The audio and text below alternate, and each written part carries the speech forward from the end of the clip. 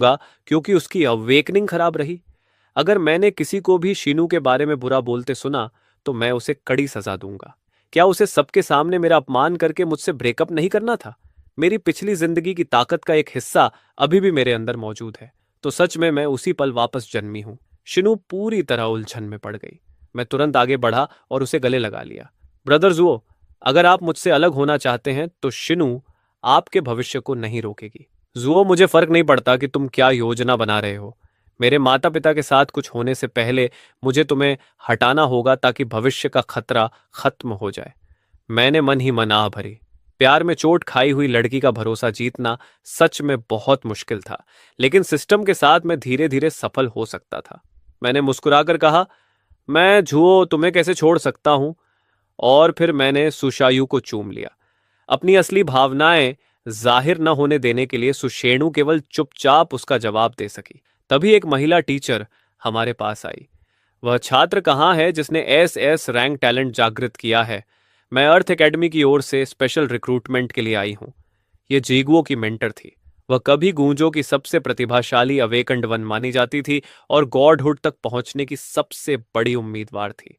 लेकिन जीगो ने छिपकर उसे नुकसान पहुंचाया था और अंत में वह राक्षसों के हाथों दुखद मौत मरी थी। अवेकनिंग इंस्ट्रक्टर जोंगहान को मेरे सामने ले आया। ये जू है।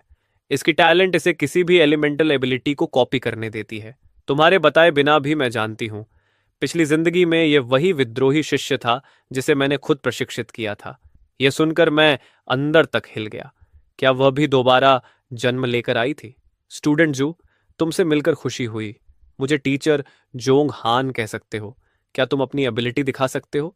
सिर्फ एसएसएस रैंक होना अर्थ एकेडमी में दाखिले की गारंटी नहीं है। विद्रोही शिष्य, बहुत समय बाद मिल रहे हैं। पिछली जिंदगी में मैंने तुम्हें पूरे दिल से प्रशिक्षित किया था ताकि तुम मुझसे भी आगे निकल सको।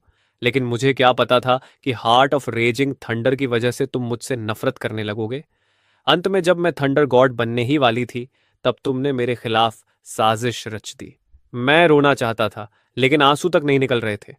जोंगहान की मेरे प्रति हत्या की इच्छा सूजन यू से भी कम नहीं थी। बड़ी मुश्किल से मैंने सुजानू को शांत किया था और अब एक और आ गई। तभी सिस्टम की सूचना आई।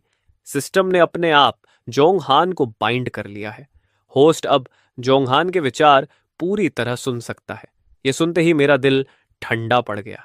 वह सच में भी दोबारा जन्म लेकर आई थी ताकि जोंगहान को मुझ पर शक न हो। मैंने गहरी सांस ली और घबराया हुआ होने का नाटक किया। कोई समस्या नहीं टीचर।